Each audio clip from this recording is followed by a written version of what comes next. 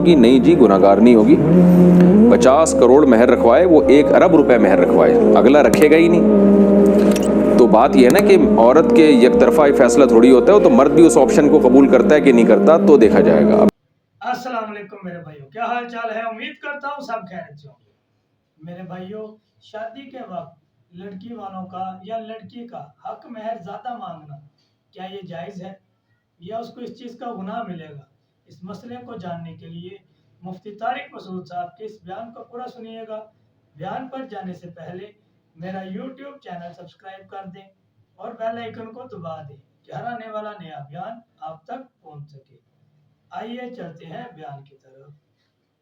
मैंने सुना है कि मेहर मर्द की कमाई के हिसाब से रखवाना चाहिए, लेकिन मुफ्ती साहब, अगर कोई औरत अपने तहफ़्फ़ुज़ के लिए, गो कि वो औरत ज़्यादा हसीन ना हो और ना ज़्यादा अमीर हो, महज अपने तहफ़्फ़ुज़ के लिए 7 या 50 करोड़ मेहर रखवाए, तो क्या वो गुनाहगार होगी? नहीं जी, गुनाहगार नहीं होगी। 50 करोड़ मेहर रखवाए, वो 1 अरब रुपए मेहर रखवाए, अगला रखेगा ही नहीं।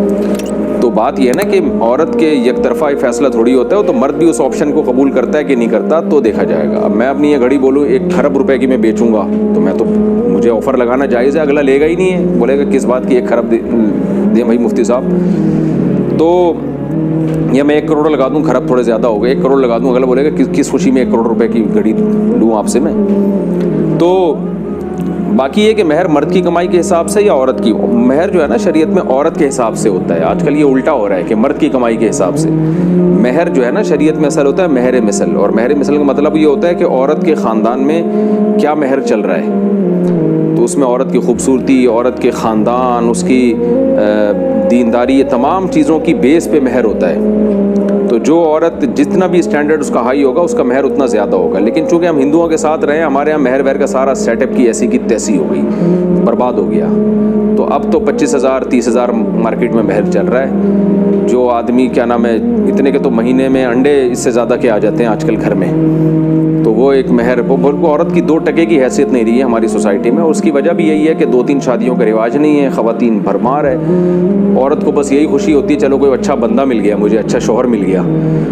तो महर तो वंस अपॉन अ टाइम हुआ करते थे कि अच्छी औरत है तो वो ये भी देखती थी कि बंदा भी अच्छा हो, और फिर मेरे हिसाब से मुझे महर दे भी रहा है कि नहीं दे रहा। तो आजकल ये सब सेटअप उल्टा हो गया है। तो अच्छा बंदा मिले, छट करके शादी कर लें उससे, महर वहर का ज़्यादा चक्कर में ना पड़े आप। लेकिन बहरहाल शरीयत में महर जो है वो मर्द की आमदन के हिसाब से नहीं है, वो औरत के स्टैंडर्ड और उसके स्टेटस के हिसाब से। देख लें मेरे भाई, आजकल जो हम देखते हैं हक महर रखते हैं, लड़के की तनख्वाह के ऊपर रखते हैं, पर हक महर रखना लड़की वालों पर होता है। लड़की अपने हिसाब से हक महर रख सकती है।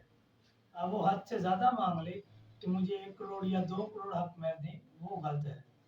पर एक लड़की के हिसाब से, उसके स्टेटस के हिसाब से होता है, जो जैसा उनके खानदान में चल रहा है, जैसा उन्होंने दूसरी लड़कियों की शादी में जितना उन्होंने हक में रखवाया है, जैसा उनका तरीक़ेकार है, उस तरीक़ेकार के हिसाब से उसको उनका हक में रखना चाहिए। आजकल तो हमने हक महर को समझ ही कुछ नहीं रखा। बस कहते हैं 20,000 दे दो हक महर, 50,000 दे दो। ये गलत बात है। लड़की के खानदान में देख लेना चाहिए क्या हक महर चल रहा है। लड़की की खूबसूरती, उसका खानदान और उसकी दीनदारी, इन तमाम चीज़ों के ऊपर हक महर होता है। आजकल तो हम ये सोचते नहीं है, और हमें अब चाहिए कि हर मसले को किसी मुफ्ती साहब से पूछ लें और फिर उस पर अमल करें। ठीक है मेरे भाइयों, अगर बयान पसंद आया हो तो लाइक शेयर कमेंट ज़रूर कीजिएगा। फिर मिलेंगे किसी और नए बयान के साथ। मुझे इजाज़त दें। अल्लाह हाफिज़।